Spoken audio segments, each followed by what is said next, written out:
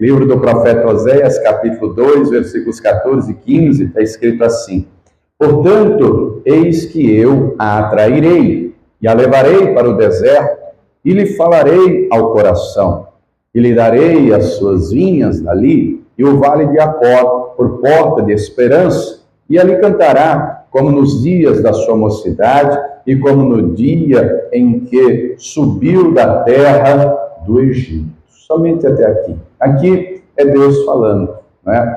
E aqui é Deus dizendo ao seu povo que vai atraí-lo ao deserto, vai levá-lo para poder falar ao coração. E estando de coração aberto para ouvir e guardar e obedecer a palavra, e Deus faz promessas, né? Dar a vinha, o vale de Acor, um lugar de maldição, por porta de esperança, transformar maldição em bênção. Deus promete encher a boca de louvor e cantar. E eu pergunto, você crê que Deus tem tudo isso e muito mais para fazer na sua vida? Mas você está disposto a ser atraído por Ele, para ouvir a voz dEle? Eu vou ler mais uma vez, então, o versículo 14, e você repete após mim. Vamos lá. Portanto, eis que eu a atrairei e a levarei para o deserto, e lhe falarei ao coração.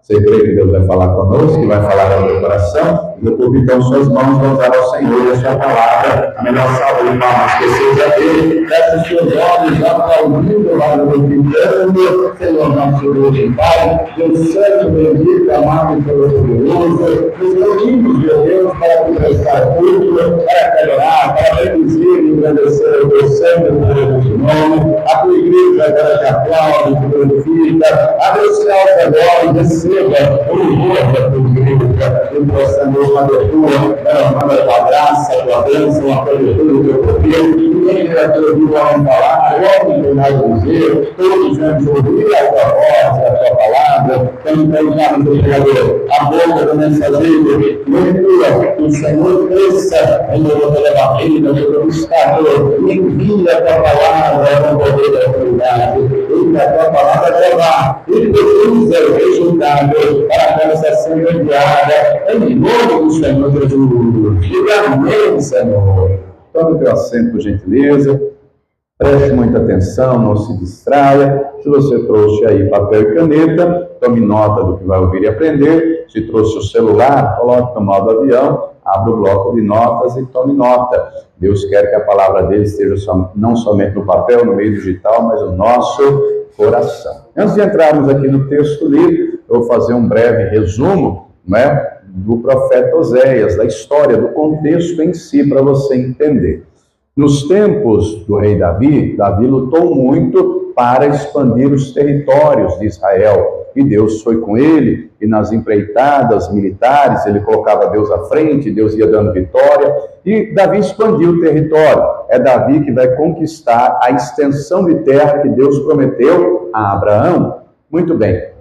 Salomão vai herdar o trono de Davi, e Deus promete que Salomão não iria guerrear. No reinado de Salomão haveria paz. E de fato aconteceu isso. Durante os 40 anos de reinado de Salomão, ele nunca foi para uma batalha. No entanto, você conhece a história, né? Lá na frente, Salomão vai se casar com várias mulheres de outros povos. O coração dele não se mantém firme na presença de Deus, como foi o de Davi, não é? Davi não era perfeito, mas o coração dele era voltado para Deus. Davi nunca falhou na questão da idolatria. Os pecados de Davi foram adultério, homicídio, soberbo, orgulho, em fazer o censo. Em todos eles ele se arrependeu, pediu perdão e Deus o perdoou. Já Salomão se enveredou pela idolatria, não somente ele, mas através dele, não é, as pessoas, por causa das esposas, enfim, ele não teve o coração firme como Davi. Deus deixou claro, quando você morrer, eu vou dividir o reino. E assim Deus fez. Quando foi o governo de Roboão, filho de Salomão, Deus divide o reino. 2 tribos ficam com Roboão, Benjamim e Judá, capital Jerusalém, e outras 10 são entregues ao servo de Salomão, Jeroboão.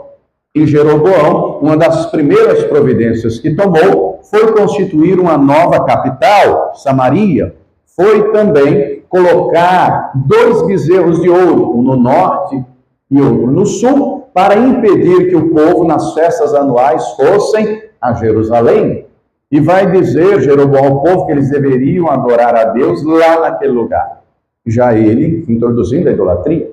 Dos 19 reis que passaram em Israel, enquanto rei do norte, nenhum deles serviu a Deus. Durante os 221 anos desses reis, todos foram idólatras.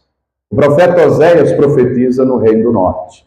Ele profetiza num tempo de idolatria, de pecaminosidade, de inversão de valores, em tempos em que a sociedade está completamente arruinada, devastada, sem Deus, em o que prevalece a violência, o homicídio, o roubo, o furto, a prostituição, é o mal. E nesse contexto, Deus levanta Oséias e dá ao profeta uma dura missão para que o profeta entendesse como estava o coração de Deus e pudesse assim profetizar. Deus manda Oséias casar com uma mulher prostituta e trazê-la para casa, e Oséias vai ter filhos com ela, e cada filho, o próprio Deus vai dar nome, são 3 filhos, né? Jezreel, Loruama, Loami, cada filho tem um nome profético, declarando o amor de Deus para com a nação, mesmo a nação estando corrompida, em prostituição espiritual. E aí Deus levanta Oséias para trazer uma palavra profética, e nesse contexto de idolatria, de pecaminosidade, está essa palavra, está essa promessa. O povo estava embriagado com as coisas do mundo, com a idolatria, com o pecado, com tanta coisa, e não queriam mais saber de Deus. E aí Deus vai utilizar Oséias para profetizar e vai comparar o povo com a esposa do Oséias, a Gomer, a prostituta. Por isso, no texto que lemos, o Senhor vai dizer, portanto, a atrairei. Por quê? O povo estava embriagado nas coisas do mundo. Isso é perigoso, queridos. A palavra deixa clara, note aí, 1 de João, capítulo 2, versículos 15 e diante, a palavra deixa clara, não ameis o mundo, nem o que no mundo há. Estamos no mundo, mas não podemos ser do mundo, porque o mundo, diz a palavra, jaz no maligno, sistema mundano, pecaminoso. Enquanto essa terra existir, o inimigo está aí. Está escrito, 1 João 2,17, o mundo passa os seus desejos, mas aquele que faz a vontade de Deus permanece para sempre. Na carta de Tiago, a ênfase, é dada nesse sentido, no capítulo 4, versículo 4, Tiago dizendo, adúlteros e adúlteras, não sabeis que a amizade do mundo é inimizade contra Deus? Vocês não sabem que o Espírito que em vós habita tem ciúme? Encontramos o próprio Senhor Jesus na parábola do semeador, lá em Mateus 13, ele vai falar que o semeador saiu a semear, e ele fala de 4 tipos de terreno em que a semente caiu, e o terceiro tipo, ele vai falar a respeito da semente cair em meio aos espinhos. E quando a semente vai frutificar, os espinhos crescem e sufocam. E quando ele vai explicar a palavra, depois você lê Mateus 13, 22, ele diz que quem foi semeado entre os espinhos é a pessoa que ouve a palavra, mas os cuidados desse mundo, a sedução das riquezas, sufocam a palavra e ela fica infrutífera. Olha o perigo de amar o mundo. Estamos no mundo, mas não podemos ser regidos e dominados pelos princípios e valores do mundo. Quem está entendendo até aqui, diga glória a Deus. Mas no contexto aqui do texto lido, Deus vai falar de maneira clara, eu vou levar você, vou atrair você. O atrair é no sentido de seduzir, o atrair é no sentido de puxar. Sabe o imã? Você já usou um imã? É nesse sentido, vou atrair e vou te levar ao deserto. Para quê? Para falar ao teu coração. Ou seja, tirar do ambiente em que as distrações, as pessoas, as vozes, as coisas, a correria atrapalha, distrai, rouba, não é? E geralmente a gente usa a expressão, quando ouve falar, o texto está dizendo que o Senhor vai atrair para onde? Para o... Não, só quem está vindo, diga amém. Você está com o texto aberto? Deixa aí em Oséias 2, não mude não. Quando for para mudar, eu falo. Oséias 2, versículo 14. Portanto, eu a atrairei, a levarei para o... E geralmente, a maioria dos cristãos diz que deserto é lugar de prova, é lugar de luta. Não é? Quando a pessoa está enfrentando problemas, lutas, adversidades, usa a expressão, estou atravessando o deserto. Estou atravessando o deserto. Meu irmão, embora, não é, o deserto seja um lugar inóspito, mas quando nós, né, somos atraídos pelo Senhor para o deserto, o propósito aqui é claro. Diga para quem está ao teu lado, ele atrai, ele leva para o deserto, diga comigo, para falar ao coração. Porque é na presença dele sem distrações, é na presença dele de coração aberto, é na presença dele para que as coisas do mundo à volta não distraiam, é para entender aquilo que é valioso. Como assim, pastor? Salmo 16, 11, na presença do Senhor há delícias propriamente. Salmo 84, 10, mais vale um dia na tua presença do que 1000 em qualquer outro lugar. É entender aquilo que de fato tem valor e é insubstituível. Tem coisa que é importante? Claro que tem coisa que é importante. A presença de Deus é insubstituível. A palavra de Deus é insubstituível. Se você ler o texto lá de Lucas 10, no versículo 38 em diante, depois você lê, uma história muito conhecida, Marta e Maria. Jesus vai lá na casa delas. E a Marta está preocupada em receber bem, ser uma boa anfitriã, comida, não é? A louça, a limpeza, a higiene da casa, legal, joia, Jesus está lá, quer receber bem. Mas quando Jesus entra, Maria vai para onde? Já comigo, para os pés de Jesus. Ela vai fazer o quê? Ela desfruta da presença do Senhor e ela está lá para ouvir, ela está de coração aberto, ela quer estar na presença do Mestre, ela quer ouvir o Senhor, ela quer ouvir o Todo-Poderoso. A Maria não era uma preguiçosa. A Maria não era um omisso ou negligente, ela entendeu aquilo que deve ser prioridade. A Marta estava fadigada com tanta coisa, é uma pena que Lucas não registrou, nem os outros registraram, o que Jesus falou. Fato é, a Marta estava tão afadigada que ela interrompeu a pregação. O Senhor não se importa que a minha irmã me deixe servir só?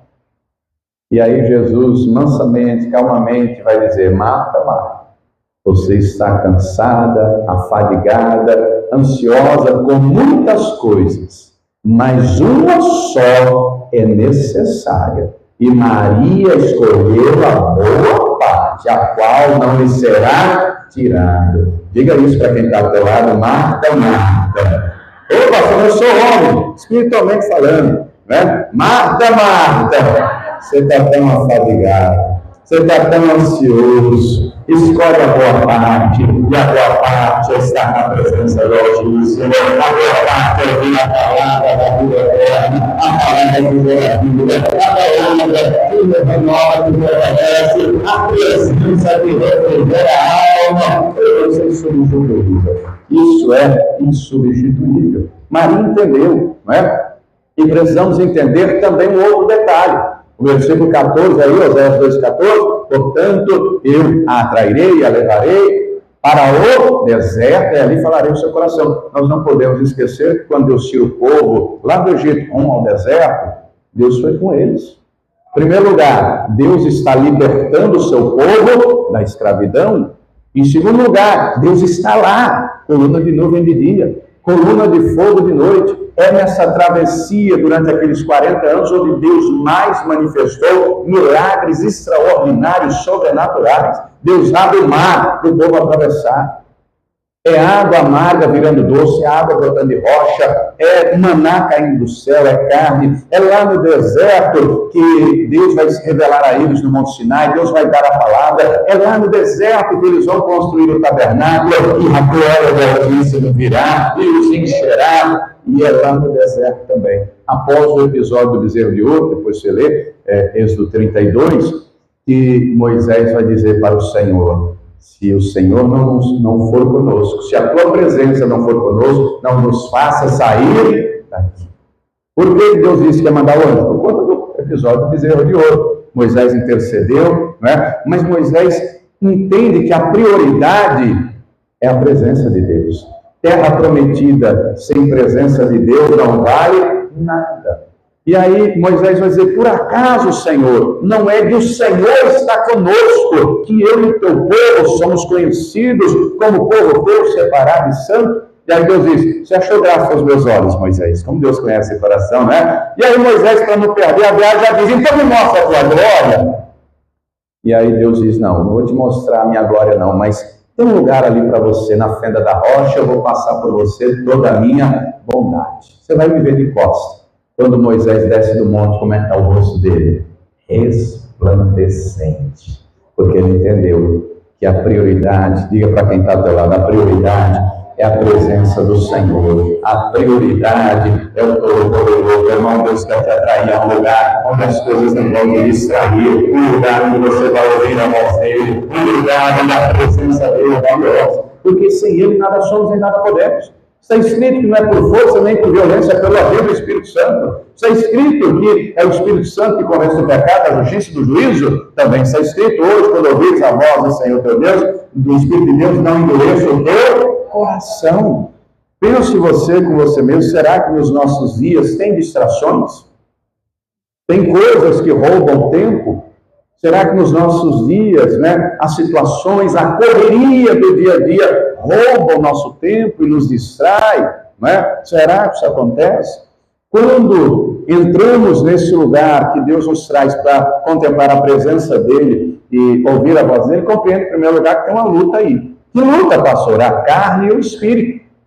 Como assim, pastor? Quando você entra nesse lugar, por exemplo, na sua casa mesmo, estou falando espiritualmente, você separa lá pela manhã, e o melhor horário, não sei você, mas eu oro de manhã, oro meio-dia, oro à tarde, oro à noite, mas o devocional é de manhã, não sei você, eu prefiro de manhã já nos primeiros instantes, porque é a primícia, não acordou?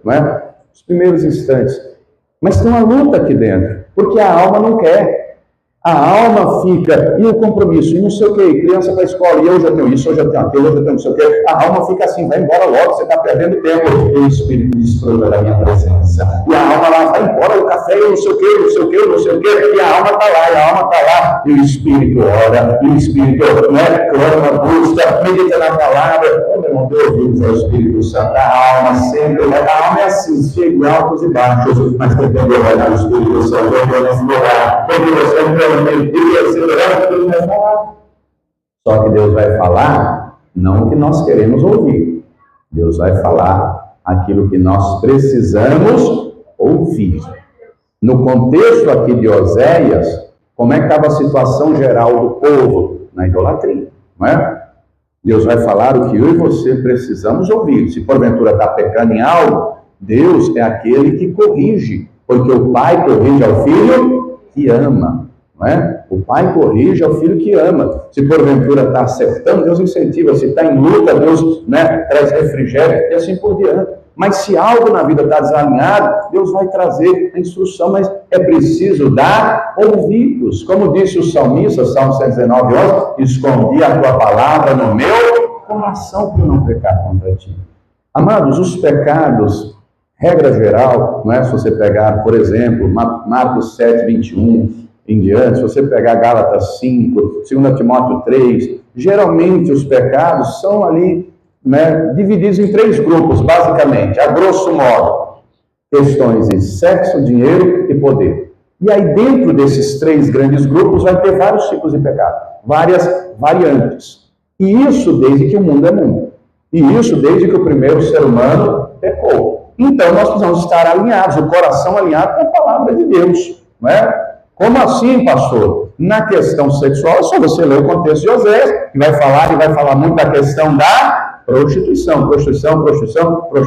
Meu irmão, compreenda, quem criou a relação sexual foi Deus. É uma bênção de Deus na constância do casamento. E aí tem uma série de pecados em relação a isso, questão de impureza, questão de fornicação, prostituição, adultério, uma série de coisas.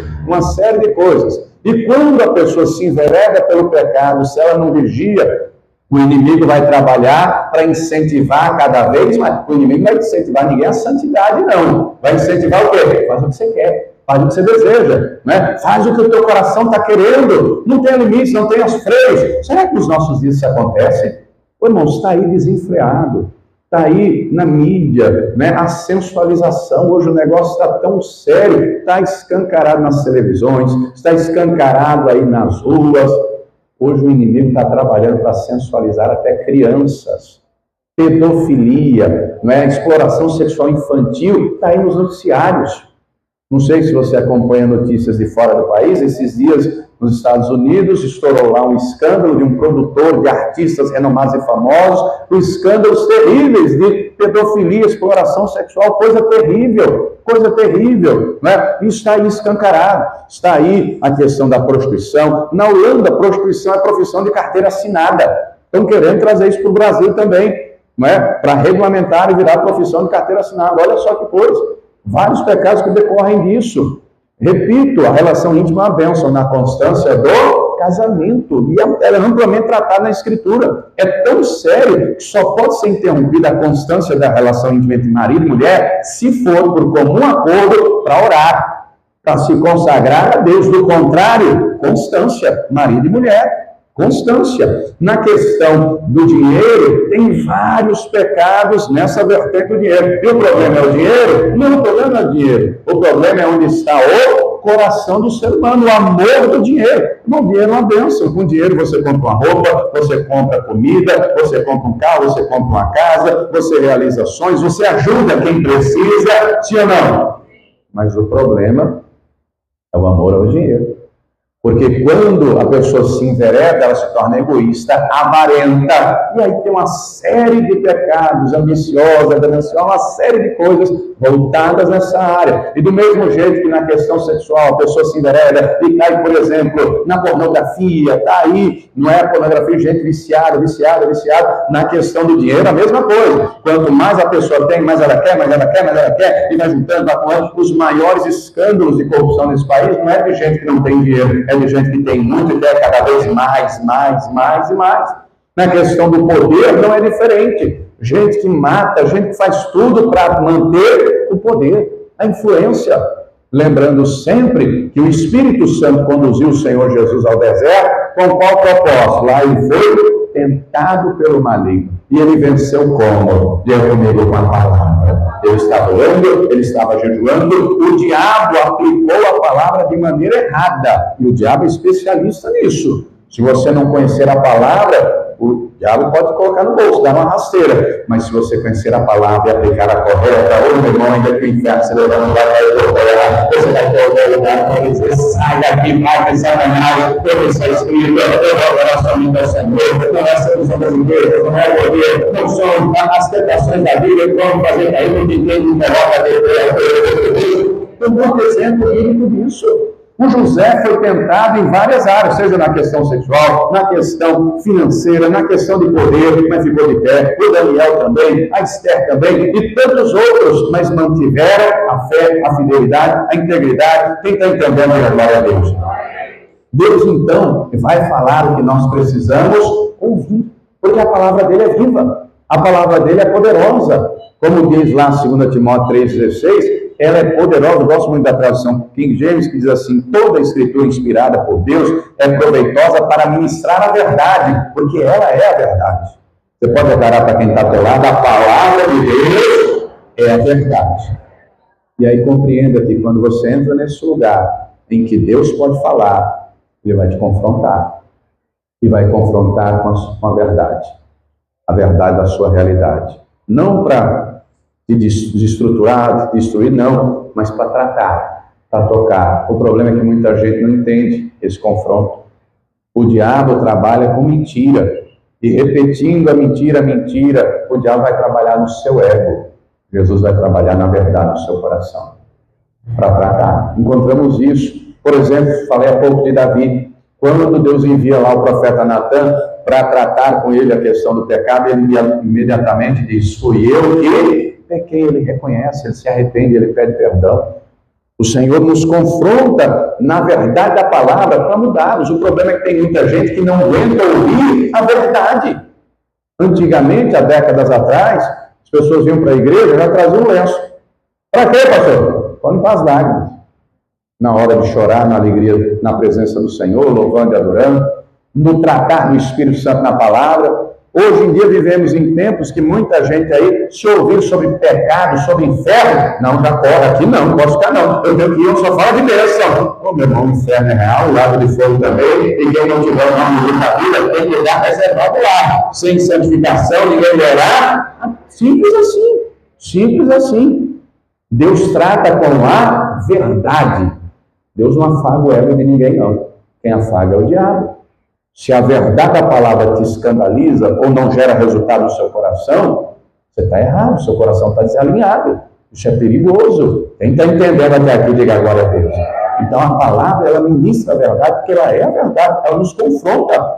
É como um espelho diante de nós.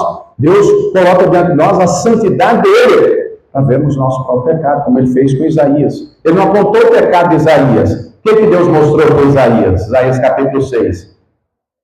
Viu a glória do Senhor, viu a santidade dele. Na hora que ele viu a glória, a santidade, ele olha para si. Ai de mim que vou perecendo, porque eu sou um homem de lábios impuros. Olha só. Mas Deus mandou, sai daqui, seu imundo, seu isso, aquilo. Foi isso que está escrito, foi isso que aconteceu. Deus mandou um anjo tocar na boca dele. E se ele tivesse minhas mãos são impuras, Deus mandava tocar nas mãos. Se ele tivesse dito os olhos são impuros, Deus mandava tocar nos olhos. Se ele tivesse dito os pés são impuros, Deus mandava. Onde ele precisa, Deus ia tocar. Até o pastor para pontuar, para santificar, para verificar, Deus para contar a luz, para nos purificar, Deus para acreditar na situação, para viver a verdade da palavra e não nos enganar. Porque quem ouve a palavra e não cumpre, está se enganando. Está se enganando. Então a palavra é proveitosa para mostrar a verdade, para repreender o mal. Quando você vive a verdade, você tem autoridade para repreender o inimigo. Você tem autoridade para repreender as setas do maligno, porque está alicerçado na rocha da palavra. A palavra ela é poderosa para corrigir os nossos erros, para nos alinharmos ao coração do Senhor. E quando o coração vai sendo alinhado, e quando, você sabe que um carro desalinhado, ele sai da rota, né? Você já viu isso na prática? Né? Como é que eu sei, pastor? Você está numa reta, se o volante não estiver reto, o carro está alinhado. Solta o volante, se ele for para um lado ou para o outro, o pneu precisa de alinhamento, né? Do mesmo jeito, quem está na verdade da palavra, diga para quem está do lado no caminho reto. As palavras são vividas, as ações são puras, são honestas, verdadeiras, sinceras, e Deus vai se agradar. Agora, quem está desalinhado, só pergunto para quem está do teu lado, não é o teu caso não, né? Claro que não, pastor, eu estou alinhado, glória a Deus. Se o coração estiver alinhado, ali para quem está do lado, aí vem as promessas, aí Deus promete, aí Deus promete bênção, aí Deus promete, né? Abençoar, por quê? Porque um coração alinhado vai desfrutar das bênçãos dele sem se perder. O problema é quando se inverte as coisas. Como assim, pastor? Buscar as bênçãos de Deus e não o Deus das bênçãos. Será que isso acontece nos nossos dias? A pessoa vem, busca a Deus na hora de angústia, clama, Senhor, faz um milagre, faz não sei o quê, aí recebe, depois, será que isso acontece? Não, está na Bíblia que acontece, não é? Vieram 10 leprosos para Jesus, pedindo misericórdia, pedindo cura. Jesus diz, vão lá se mostrar o sacerdote, no caminho, através da obediência, porque a promessa, Deuteronômio 28, se ouvir e obedecer, as bênçãos virão e alcançarão. Jesus falou, vão, se mostra ao sacerdote. E o texto diz que no caminho, ou seja, obedecer. No caminho, a cura acontece. No caminho, os 10 são purificados. Quantos voltaram para agradecer? Um. E esse um, além de receber a cura, recebeu também a salvação. Olha só que coisa. Será que nos nossos dias acontece isso? Claro que acontece. Gente que só quer as bênçãos de Deus, não é? Meu irmão, nós temos que querer em primeiro lugar a Deus as bênçãos, porque as bênçãos virão nos alcançarão. Diga para mim que a palavra de Deus tem tanta coisa para te entregar. Deus tem tanta coisa para fazer no teu vida, na tua casa, no teu trabalho. Só que Deus não vai fazer aquilo, vai fazer o nosso coração se perder. Deu para entender? Tem gente que, se tiver uma situação tal, Deus der naquele momento, a pessoa se perde. Criança, meu irmão, não está preparada para usufruir daquilo que só é para ter na vida adulta. Você imagina, dá para uma criança casar? Imagina uma criança de 5 anos. Dá para uma criança de 5 anos casar? Claro que não. Tem adulto aí que não está preparado para casar, que misericórdia. Uma criança de 5 anos, dá para falar para ela, toma aqui X valor para você ir no sacolão, no supermercado, fazer a feira. A criança vai saber? Dá para dizer para a criança, acorde cedo, pegue o ônibus ou pegue o carro aí, vá lá no endereço tal, rua tal, lugar tal, para você trabalhar e ganhar dinheiro. Dá para falar isso para a criança? Dá para cobrar responsabilidade na criança? Mas depois que cresce, não é? Já dá para ter responsabilidade, sim ou não? Pois é, diga para quem está ao teu lado, se você crescer na fé, Deus vai te dar tanta coisa, Deus vai fazer tanta coisa, porque o coração já amadureceu, já entendeu o precioso para mim a presença do Senhor, para mim a palavra dele, esse Deus que vai lugar nas almas vai ser para a glória dele, vai exaltar ele, vai olhar para mim, colocar a obra, ele vai nos dar caminho de homem glorioso, enviar o Espírito de Deus, o homem como disse de Daniel, dá o Espírito na sua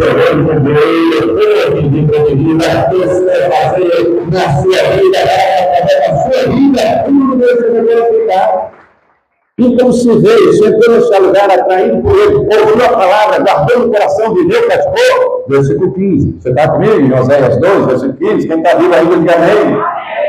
Então, vindo a este lugar, ouvindo a palavra, guardando o coração, olha o que diz o versículo 15. E lhe darei as suas vinhas. Você sabe muito bem que a vinha, antes da gente continuar a leitura, você sabe muito bem que a vinha é a plantação de uvas.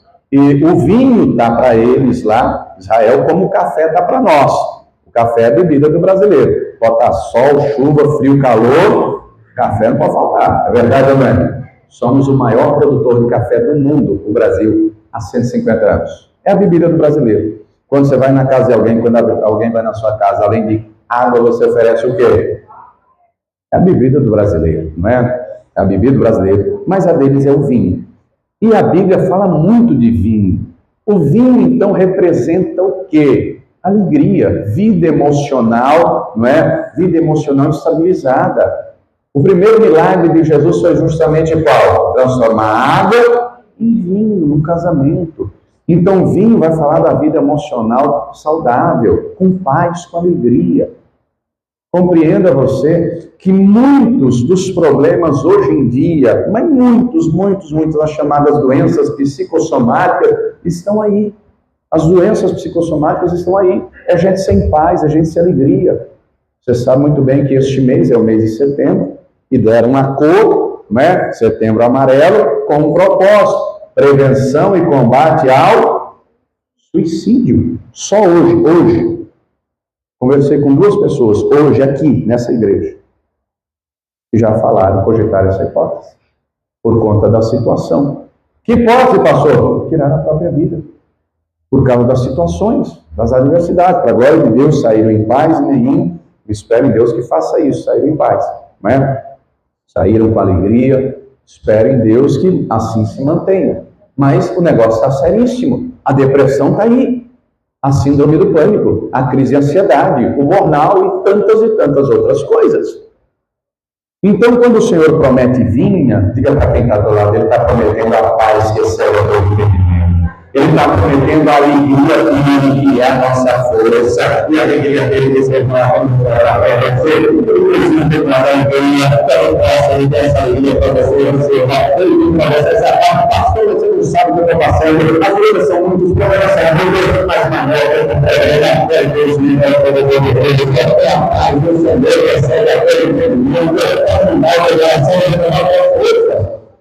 Deus promete alivinhas, mas, continuando a leitura, Deus promete mais.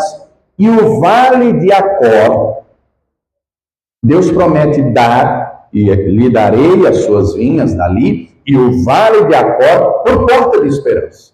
Então nós devemos entender aqui, porque senão o negócio fica meio sem nexo. No que Deus está falando aqui, pastor? Desse vale de Acor. Aí você anota, depois você lê o livro de Josué, o capítulo 6 e o capítulo 7. Vou trazer um resumo rapidamente. Em Josué capítulo 6, é o capítulo que vai narrar a conquista de Jericó. A Jericó vai ser a primeira cidade de 31 da terra de Canaã. Vai ser o primeiro reino de 31 que Josué e o povo vai vencer. E você bem conhece a história, né? Uma das histórias bíblicas mais conhecidas. A cidade era murada, a muralha é alta, é larga, é gigantesca, aos olhos humanos, indestrutível, intransponível. Deus dá uma direção a Josué, Deus dá uma instrução, Deus dá uma orientação, e o Josué faz do jeito que Deus falou, na questão de rodear, uma vez por dia, no 7º dia, 7 vezes, tal. Só que Deus dá mais uma instrução. Deus vai dizer, depois que gritarem, eu derrubo o muro, vocês vão entrar, vão matar todos os habitantes de Jericó, a única que será poupada é Raabe e a família dela.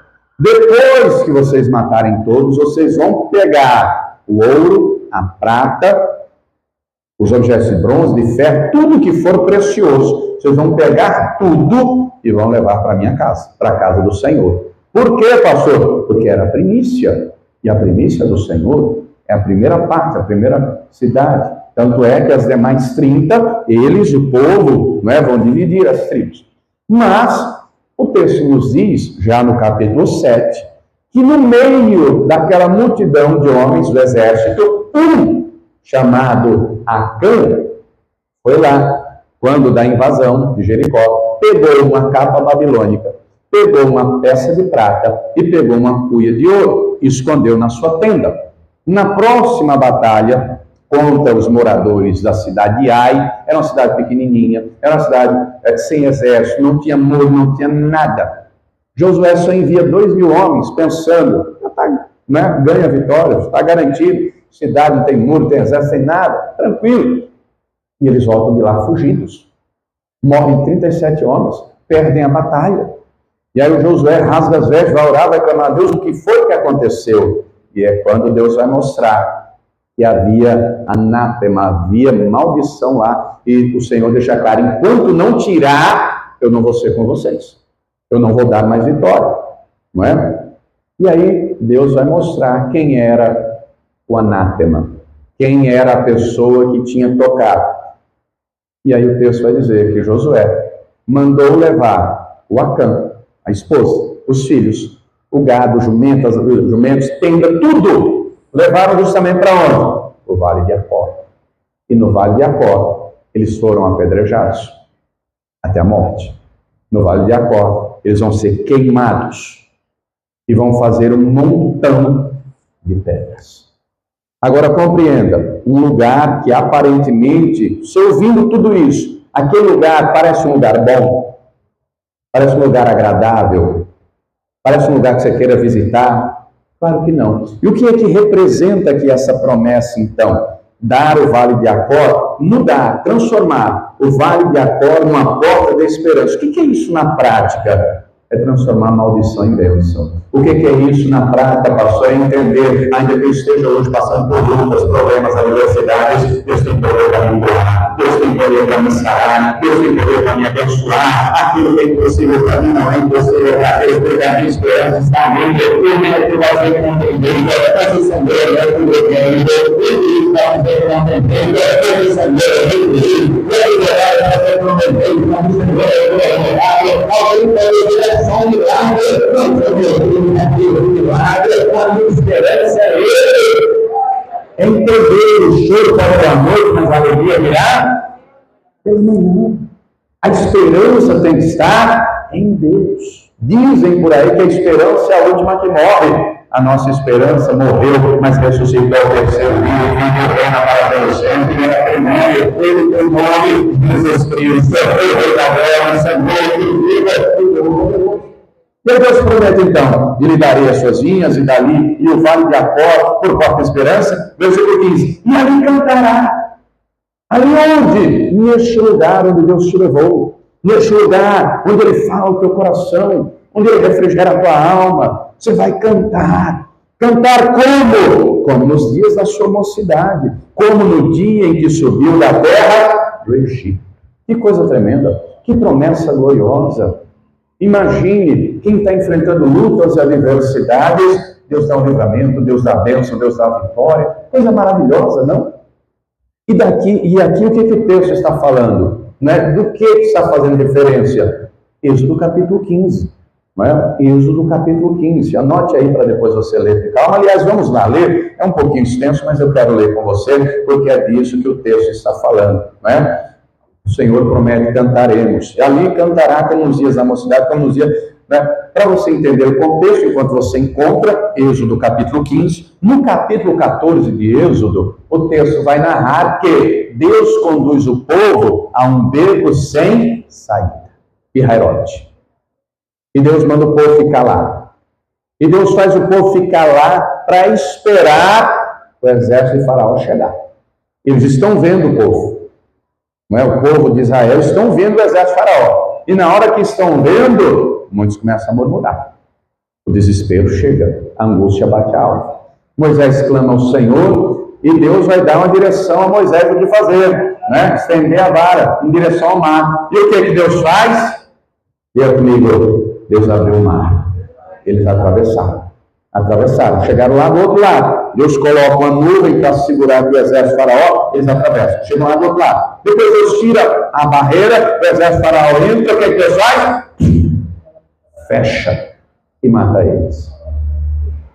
E faz os corpos do exército faraó irem lá do outro lado da praia, para eles verem o livramento que Deus operou. A mão forte do Senhor. E é nesse contexto de uma vitória, de um livramento extraordinário, que Moisés vai cantar, que eu quero ler com você. Encontrou Êxodo capítulo 15, a partir do versículo 1. Então cantou Moisés e os filhos de Israel, não foi só Moisés, os filhos de Israel também, este cântico ao Senhor, e falaram dizendo, vamos ler agora, cantarei ao Senhor, porque sumamente se exaltou, lançou no mar o cavalo e o seu cavaleiro, o Senhor é a minha força e o meu cântico, ele, isso aqui é um salmo, não é um louvor, ele me foi por salvação, este é o meu Deus, portanto lhe farei uma habitação, ele é o Deus de meu Pai, por isso o exaltarei, o Senhor é varão de guerra, o Senhor é seu nome, lançou no mar os carros de Faraó e o seu exército, e os seus escolhidos príncipes afogaram-se no mar vermelho, os abismos os cobriram, desceram as profundezas como pedra. A tua destra, ó Senhor, se tem glorificado em potência, a tua destra, ó Senhor, tem despedaçado o inimigo, e com a grandeza da tua excelência, derribaste os que se levantaram contra ti, enviaste o teu furor, que os consumiu como restolho.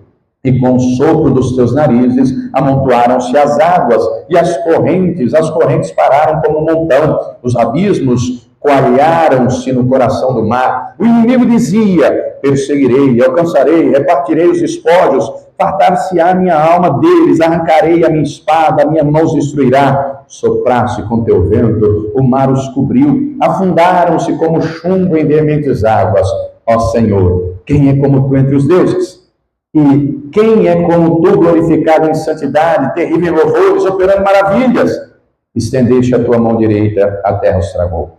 Tu, com a tua beneficência, guiaste teu povo e salvaste. Com a tua força o levaste à habitação da tua santidade.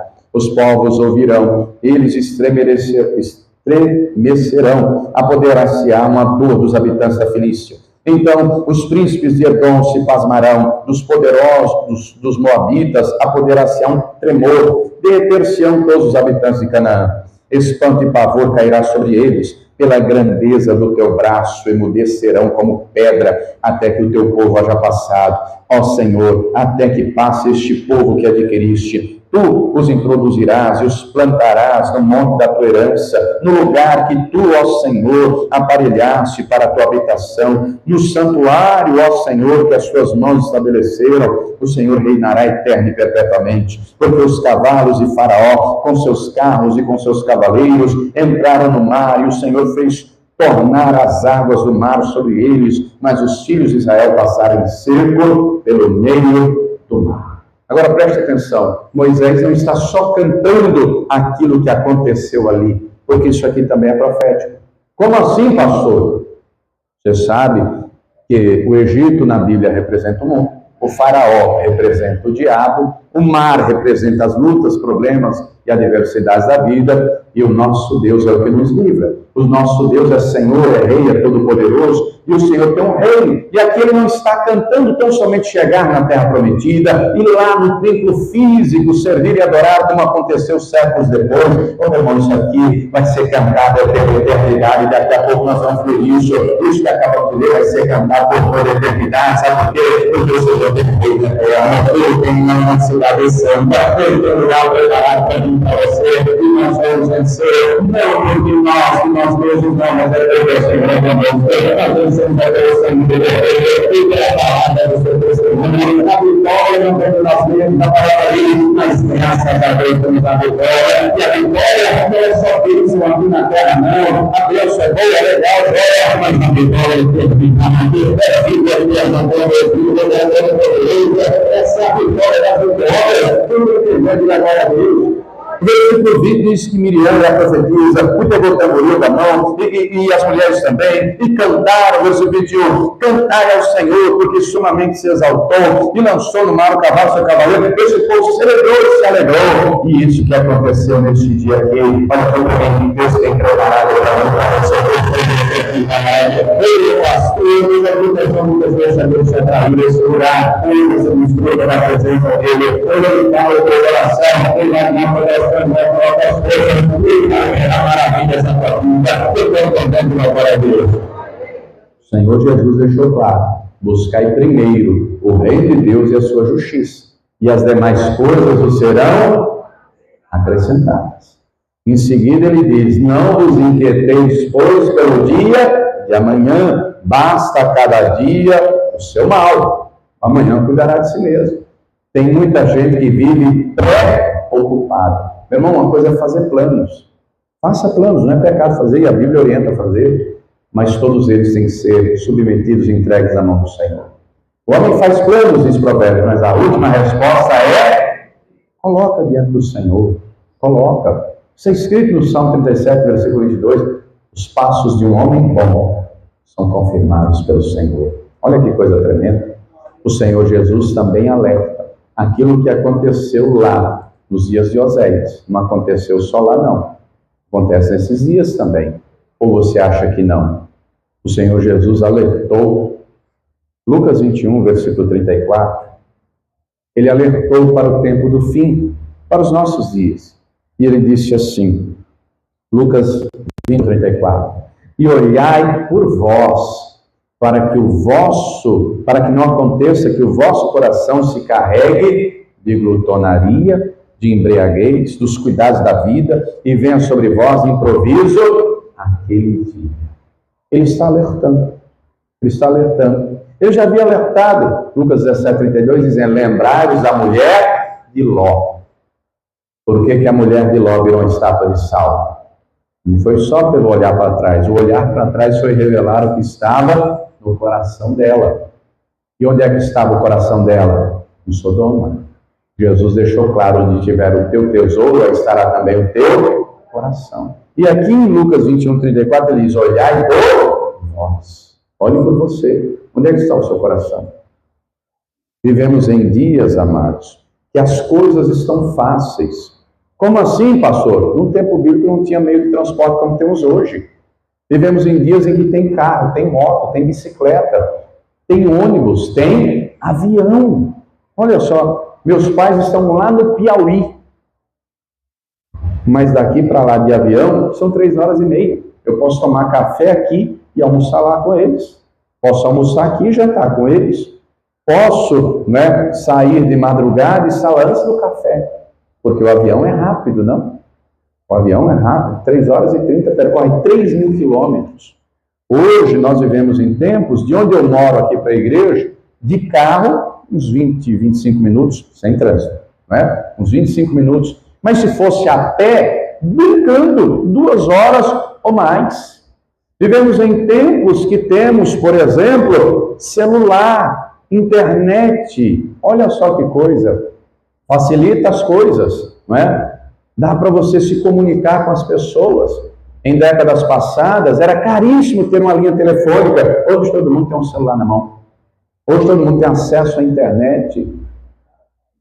Hoje vivemos em tempos em que tem aí televisão, rádio, internet, streaming, séries e séries e séries. Vivemos em tempos, preste atenção, o nosso contexto geral aqui, Estado de São Paulo, uma correria, gente que acorda cedo, vai dormir tarde, às vezes gasta em média 1 a 2 horas para chegar no trabalho, 1 hora ou 2 na ida, 1 hora ou 2 na volta, já chega estressado, seja pelo ônibus, o trem, o metrô, que é lotado, ou o trânsito sobrecarregado, engarrafamento, Às vezes já chega no serviço cansado, quando volta já está cansado, e aí é tanta coisa, tanta coisa, tanta coisa, e aí muita gente usa o trabalho, as coisas, as situações, para dizer, eu não tenho tempo para Deus. E tem pesquisa provando que o brasileiro passa, em média, 5 horas por dia no celular. 5 horas por dia. Que não seja esse o caso seu, de ter tempo para as demais coisas e negligenciar a presença de Deus. Já diz o pastor americano batista John Piper, o entretenimento é uma ferramenta poderosa na mão do diabo. Para quê? Para distração. Ô, pastor, é pecado ter celular? Não, irmão, não é pecado ter celular, ter uma televisão. Não, o problema é ter tempo para isso e não ter tempo para Deus. Deu para entender a seriedade da coisa? Se você entrar nesse lugar e permanecer, esse lugar em que o Senhor pode falar, este lugar em que você vai ouvir a voz dele, ele vai alinhar o teu coração e vai falar contigo, creia, ele não vai te dar só vitórias nessa terra, mas a maior de todas, a eternidade. Para terminar, Apocalipse 15, eu quero ler com você. Apocalipse, capítulo de número 15. Abra aí comigo. É fácil de localizar porque é o último, não tem como errar. Apocalipse 15. Apocalipse 15. Abra lá comigo. Eu vou ler somente os versículos 3 e 4. E aqui o texto vai falar de gente que venceu, não cedeu ao inimigo, à besta, não é? Ao anticristo, não cedeu, não caiu na sedução do mundo, não foi enganado pelo inimigo, porque Jesus disse que, se possível fora, não é? Até os escolhidos serem enganados, mas não são, porque conhecem a verdade da palavra, e combate o bom combate, e os escolhidos são fiéis até a morte. Diga para quem está do lado, é o nosso caso, viu? Diga para quem está do lado, é o nosso caso. Combater o bom combate até acabar a carreira e guardar a fé. Para os que venceram, versículo 3, e cantavam o cântico de Moisés, servo de Deus. Que cântico é esse? Nós lemos ele, você não lembra não? Êxodo 15, o Salmo, não é? E o cântico do Cordeiro, dizendo, vamos todos juntos? Você abriu aí o texto, comprou o texto? Grandes, misericórdia, só quem está vivo, amém? Então vamos com fé. Grandes e maravilhosas são as tuas obras, Senhor, Deus Todo-Poderoso. Justos e verdadeiros são os teus caminhos, ó Rei dos Santos. Quem não te temerá, ó Senhor, e não magnificará o teu nome, porque só tu és santo. Por isso, todas as nações virão e se prostrarão diante de ti, porque os teus juízos são manifestos. Nós vamos cantar por toda a eternidade, aleluia, todas grandes, vai valer a pena, tem glória. Se coloque de pé, por gentileza, se coloque de pé. Enquanto estivermos nessa terra, o mundo jaz maligno, o diabo não vai se converter, e ele vai continuar trabalhando, incentivando as pessoas ao pecado, não é? Sexo, dinheiro, drogas, enfim, poder, aliás, não é? Vai continuar trabalhando, só que eu e você temos que entrar nesse lugar secreto, nesse lugar em que a presença do Senhor é prioridade, neste lugar em que falamos, como disse Samuel, fala, Senhor, porque o teu servo ouve. Corrige o que precisa ser corrigido. Corrige quanto é tempo. Corrige. Deus é Deus de amor, Deus é Deus de misericórdia, Deus é Deus longânimo, mas Deus também é santo, e sem santificação ninguém verá a Deus. E Deus também é justo. Ele dá a cada um segundo as suas obras. A vida aqui é momentânea e passageira. Preste atenção, nós já estamos no tempo do fim. E a palavra adverte sobre isso, não é? Como adverte, pastor? A bússola moral, que era para estar lá nas alturas, não é? Para o mundo, está onde? Está lá no pé. Não tem mais bússola moral. Os escândalos sexuais estão aí, os escândalos financeiros estão aí, não é? As guerras por poder estão aí. O mundo jaz maligno. A bússola moral está lá embaixo. No meio da igreja, a batalha espiritual está aí, porque a palavra fala de demônios agindo, estão aí. A palavra adverte para doutrinas de demônios. Se você ler as cartas que o Senhor manda João escrever, basicamente 3 doutrinas. Você sabe que doutrina é conjunto de ensinamento. Doutrinas erradas, assolando a igreja, não é? E nós temos que estar de olhos abertos para isso. Basicamente 3 doutrinas: Balaão, dos Nicolaítas e Jezabel. A doutrina de Balaão vai falar de gente que prega, que profetiza, que faz a obra por dinheiro. Pense você com você mesmo, será que isso existe? Será que tem aí pastores, apóstolos, bispos enredados nessa seara, voltados, né, para usar as pessoas como meio de ganho? A palavra diz que sim. Estavam tolerando isso, vivenciando isso. A doutrina dos Nicolaítas vai falar de um grupo de pessoas soberbos, orgulhosos, que se acham melhores do que os outros, mais santos do que os outros. A doutrina de Jezabel é manipulação, é dissimulação, é controle. Isso é perigosíssimo, queridos. Nós temos que viver a verdade do Evangelho. Jesus tem que governar a nossa vida. Temos que aprender dele, que é manso e humilde de coração. A limpar as mãos enquanto é tempo. Lavar o coração enquanto é tempo. Se encher do Espírito Santo todo o tempo. Em todo o tempo. Em todo o tempo. Porque sem ele nada somos, em nada podemos. O tempo do fim está aí. Só não vê quem não quer. Está aí na natureza. Até outro dia, enchente, gente morrendo. Rio Grande do Sul uma tragédia. Nos nossos dias, hoje, qual é o problema? Mais de 60% do território nacional queimadas. Na seara política, está aí gente querendo dominar a vida alheia. No cenário econômico, vai vir controle mundial, no sentido de uma moeda única global. Tudo isso tem que acontecer. E o que é que Deus espera de mim e de você? Ouvirmos a palavra dele, vivermos a palavra dele, não sermos somente ouvintes, mas praticantes. E eu pergunto, você quer entrar neste lugar onde ele pode falar no teu coração? Você quer mais da presença dele? Pastor, comigo, eu quero. Sai do seu lugar, estamos aqui à frente. Vamos orar, vamos falar com ele. Ele tem para você um lugar. Ele tem para você. E esse lugar, ele é espiritual. Davi, entendendo isso, diz no Salmo 32, Tu, Senhor, és o lugar onde me escondo. É Ele. Em outro salmo está escrito, aquele que habita no esconderijo do Altíssimo, a sombra do Onipotente, descansará. Neste lugar, preste atenção, neste lugar que é o Senhor, há descanso, há refrigério. Neste lugar que é o Senhor, a palavra dele gera vida no nosso coração. Eu não sei quais são as lutas que você tem enfrentado, quem sabe é você. E se eu for perguntar, cada um aqui tem problemas. Cada um aqui tem lutas, tem adversidades. Mas saiba que quem nos atrai é o Senhor. Quem nos conduz é o Senhor.